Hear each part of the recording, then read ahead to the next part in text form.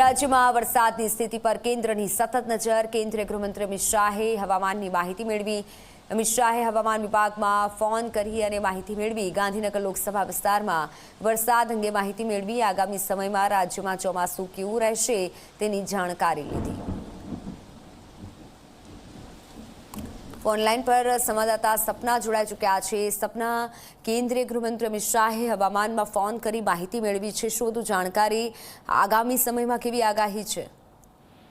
બિલકુલ મિત્તલ, અત્યારે વર્તમાનમાં જે રીતે રાજ્યમાં ખૂબ ભારે વરસાદ થયો છે અને ઠેર ઠેર પાણી ભરાયા છે, આર્મીની પણ મદદ લેવામાં આવી છે. તો એ પરિસ્થિતિનો તાગ મેળવવા માટે ખુદ કેન્દ્રીય ગૃહ અને સહકારિતા મંત્રી અમિત શાહે હવામાન વિભાગમાં ફોન કર્યો હતો અને ટેલિફોનિક માહિતી પણ મેળવી છે કે કયા વિસ્તારમાં કેટલો વરસાદ રહ્યો છે. અને આગામી સમયમાં પણ બે ઓફ બંગાળમાં જે રીતે સિસ્ટમ સક્રિય થઈ રહી છે અને ગુજરાતમાં તેની અસર ખૂબ ભારે રહેવાની છે. ફરીથી આ જે રીતે વરસાદનો રાઉન્ડ છે તે રીતે શરૂ થવાની શક્યતા છે. તો એને લઈને પડેપડની જે માહિતી છે એ તેમણે હવામાન ખાતા દ્વારા મેળવી છે કે જેથી લોકોને કઈ રીતે રાહત અપાવી શકાય, લોકો માટે કઈ રીતે પ્લાનિંગ કરી શકાય, તેનું આયોજન કરી શકાય. એટલે એ ઉદ્દેશ્ય સાથે તેમણે ટેલિફોનિક વાતચીત કરી છે. જી બિલકુલ સપના, આભાર માહિતી બદલ.